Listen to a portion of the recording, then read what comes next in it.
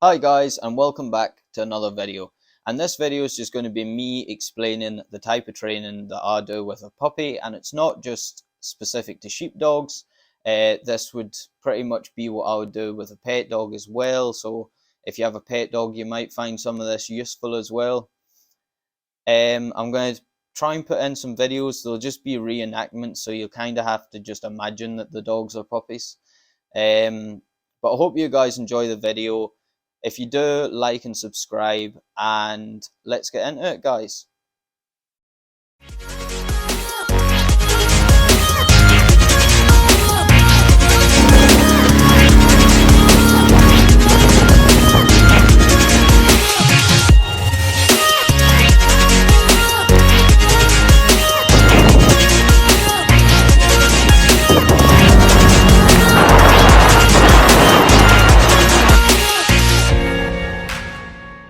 So when we're starting training a puppy, there's really four things I would start with.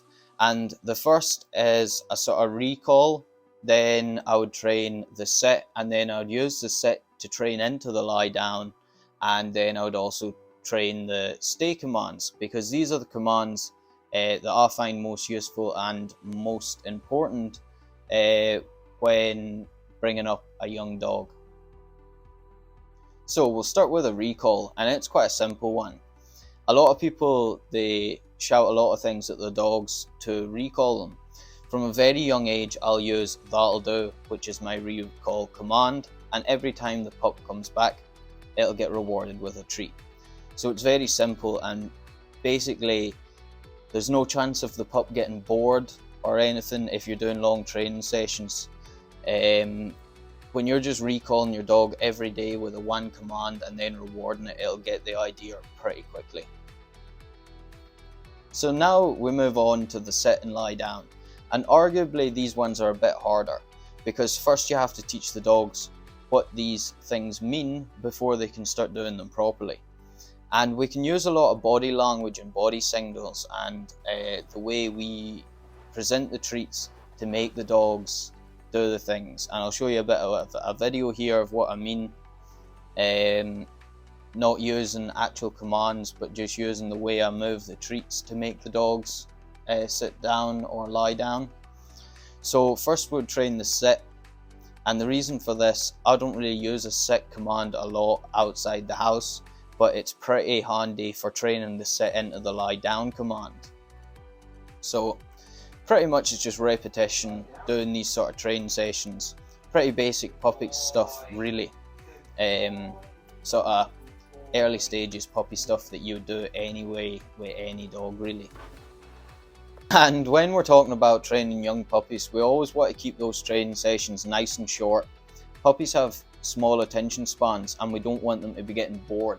We always want to keep it a positive environment. Learning is a positive environment, and focus is something we've got to build up as well. So that was all pretty basic stuff. That's your basic puppy training anyway, the kind of stuff that everybody starts doing with a dog. But what a lot of people forget is when they've trained that in their garden and in their house, and then they go outside to an environment which has a lot of things going on and their dog isn't listening, and they think, why is my dog not listening? It does all this stuff in the house, it won't do it here. It's not recalling here. And the reason is because you haven't really trained that in that environment, or that's at least how I feel about it. So for me, I would take my dogs to what they are going to be around most often and what excites them most, which is sheep, cattle, livestock, and that kind of thing. And that I'll start doing my obedience training there on a long lead. So this here is my long lead. It's 50 meters. You won't need one that size. I'd recommend one about 15 or 20 meters. I'd practice really long recall, and that's why I have one so long. But really that's not needed for pet dogs and things like that. And then it's kind of the same thing. Let the dog go out, recall it a couple of times, do your maybe 5 minutes training session with the dog, because it'll be a little bit older now and it should have a little bit more focus. So out in, for me, as I say, sheep around livestock, things like that. For pets, I guess, like dog parks, playing fields with kids playing sports or something, the sort of environments you intend to be taking your dog out a walk in, and getting him responsive and focused on you when he's outside the house with lots of different distractions. And remember, up until this point, we've been using treats as rewards.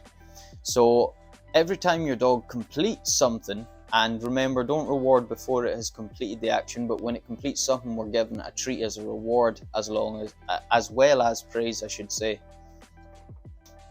Now, this is where my training would take a diversion from, say, pet training.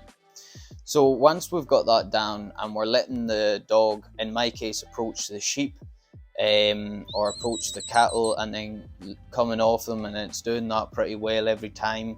Or in the case of a pet dog, if you're going to the dog park and you're letting the dog go up and approach other dogs on the long lead and then recalling it and it comes back straight away, it's also getting pretty good at that kind of thing. That's when we're ready to move off the long lead a little bit.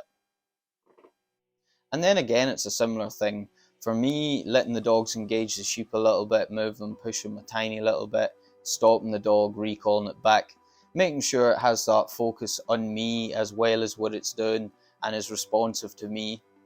The same sort of thing you could do with a pet dog, as I say, in environments you intend to take it into, and whatever it'll encounter, let it engage it, let it sniff around, and then when you're ready, call it back. And build up that distance of trust. Don't just go straight into letting the dog walk all the way to the other side of the field or whatever. Always make sure you're in a situation where you're comfortable enough to control it and grow it nice and slowly. And the big diversion I would take from what you would do with a pet is, as I start letting the dog engage the sheep, I will stop using treats as a reward and I will use only praise. And this is because the actions of herding, and herding in the dog's head is self-rewarding. It is a reward in itself. So the dog gets a physical reward from herding and then gets the praise from me as basically a cherry on top. Whereas with pet dogs, you always want there to be some sort of physical reward. So treats and things like that will always be a good physical reward. There are other types of dogs, not just herding dogs, that get physical reward from their jobs. For example, hunting dogs, especially dogs that pick up like spaniels and things, when they find a bird, they run around with it for a while in their mouth carrying it, and they get a physical reward from that because that action is rewarding to them. So that's things to look out for. How working training can sometimes differ from pet training is that we have a physical reward in the action that we are doing, whereas pet training, you should always have some sort of physical reward to reward the behavior you're looking for. So guys, that's pretty much the end of this video. I hope you guys either learned something or found it interesting. As I say, this was basically the way I would do it. Other people may have different ideas, and that's totally fine. There's lots of different ways to train a dog. This is just the methods that I like to use. Also guys, I have a couple of other ideas to run by you. I wanted to do a Q&A video, so if you guys comment your questions below, and as long as they can be answered in a sort of reasonable time so I can get a few questions in, go ahead and put some questions down there.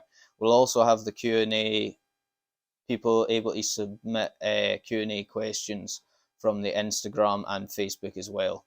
So guys, thanks for watching. Hit that like button, subscribe, and we'll see you next time. Cheers guys.